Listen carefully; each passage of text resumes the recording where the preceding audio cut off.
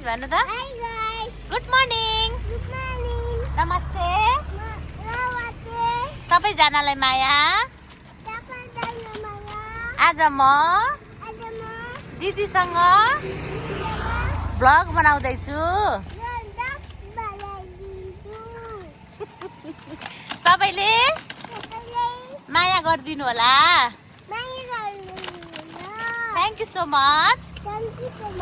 okay